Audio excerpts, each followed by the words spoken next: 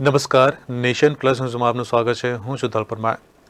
લોકસભાની ચૂંટણીની જાહેરાત બાદ વડોદરામાં તંત્ર દ્વારા આદર્શ આચારસંહિતાનો ચુસ્તપણે અમલ કરવા માટેની જરૂરી સૂચના આપી દેવામાં આવી છે. વડોદરા જિલ્લા ચૂંટણી અધિકારી અને કલેક્ટર બીજલ શાહે જણાવ્યું હતું કે લોકસભાની ચૂંટણીની જાહેરાત થઈ ગઈ છે ત્યારે વડોદરા શહેર અને જિલ્લામાં આદર્શ આચારસંહિતાનો ચુસ્તપણે અમલ કરવામાં આવશે. શહેર જિલ્લા પોલીસ વિભાગને પણ આદર્શ આચારસંહિતાનો ચુસ્તપણે અમલ કરવા માટેની જરૂરી સૂચના આપી દેવામાં આવી છે. તો વડોદરા શહેરની 5 વિધાનસભા માટે નાયબ મ્યુનિસિપલ કમિશનરની 2 નોડલ અધિકારીની નિમણૂક કરવામાં આવી છે. ગ્રામ્ય વિસ્તારની 5 વિધાનસભા વિસ્તારમાં 2 નોડલ અધિકારીની નિમણૂક કરવામાં આવી છે.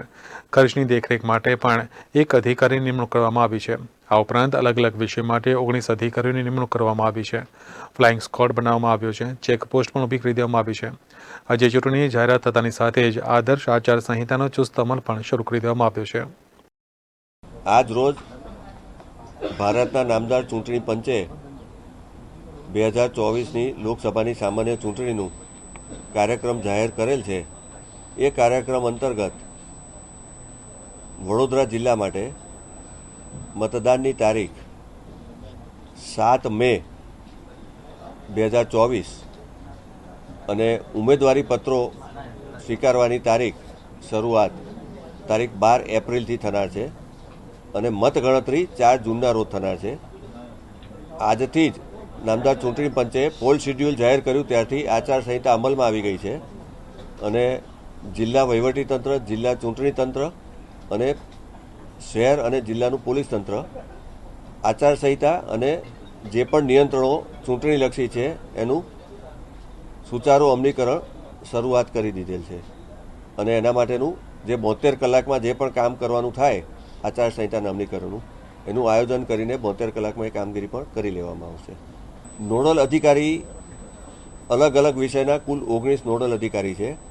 ફ્લાઇંગ સ્ક્વોડ પર એસેમ્બલી 3 લેખે સમગ્ર જિલ્લામાં 30 છે જે આજથી જ કાર્યરત થઈ જાય છે અને સ્ટેટિક સર્વેલન્સ ટીમ જે હોય છે જેને આપણે ચેકપોસ્ટ તરીકે ઓળખતા હોઈએ છીએ પોપ્યુલરલી, એ પણ જિલ્લામાં 30 રાખવામાં આવશે. પણ એની શરૂઆત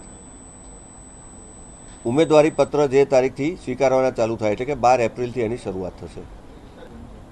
એના માટે એમસીસીના નોડલ અધિકારી 2 રાખવામાં આવ્યા છે. વીએમસી વિસ્તાર એટલે કે વડોદરાનો જે શહેરી વિસ્તાર છે એની 5 વિધાનસભા માટે નાયબ મ્યુનિસિપલ કમિશનર શ્રી અને ગ્રામ્ય વિસ્તારની 5 વિધાનસભા માટે નિયામક શ્રી, જિલ્લા ગ્રામ વિકાસ એજન્સી, ડાયરેક્ટર DRDA, એ રીતે કુલ 2 નોડલ અધિકારી અને દરેક વિધાનસભામાં પણ એક એમની હાથ નીચે કે એમના માર્ગદર્શન હેઠળ દરેક વિધાનસભામાં 1 નોડલ અધિકારી કામ કરશે. એ રીતે ખર્ચની દેખરેખ રાખવા માટે જિલ્લા વિકાસ અધિકારી શ્રી જિલ્લાના નોડલ અધિકારી તરીકે કાર્યરત રહેશે અને એમની દેખરેખમાં હિસાબી અધિકારીઓ અને એમની ટીમ કાર્યરત રહેશે. નવા જે 18 અને 19 વર્ષના જે મતદારો છે એ 27,000 પ્લસ ઉમેરાયા છે. છેલ્લી જે સમરી રિવિઝન થઈ 27/10/2023થી શરૂ થઈ અને 5/1 જેની આખરી પ્રસિદ્ધિ થઈ એમાં 18 અને 19 વર્ષના નવા મતદારો 27,000 ઉપરાંત ઉમેરાયા છે. લોકશાહીની ખાસ અપીલ મીડિયાના મિત્રો થકી મતદારો સુધી પહોંચે એ મારી એટલી જ કે ભયમુક્ત વાતાવરણમાં અમે અને કોઈપણ પક્ષપાત સિવાયના વાતાવરણમાં અમે ચૂંટણીનું સંચાલન કરી રહ્યા છીએ. તો દરેક મતદારની એક પવિત્ર ફરજ છે કે લોકશાહીના અમૂલ્ય અવસરમાં પોતાનું યોગદાન આપે, મતદાન અવશ્ય કરે. જેટલું મહત્તમ મતદાન થાય એના થકી લોકશાહીને સુદૃઢ કરે એવી મારી મીડિયાના મિત્રો થકી મતદારોને અપીલ છે.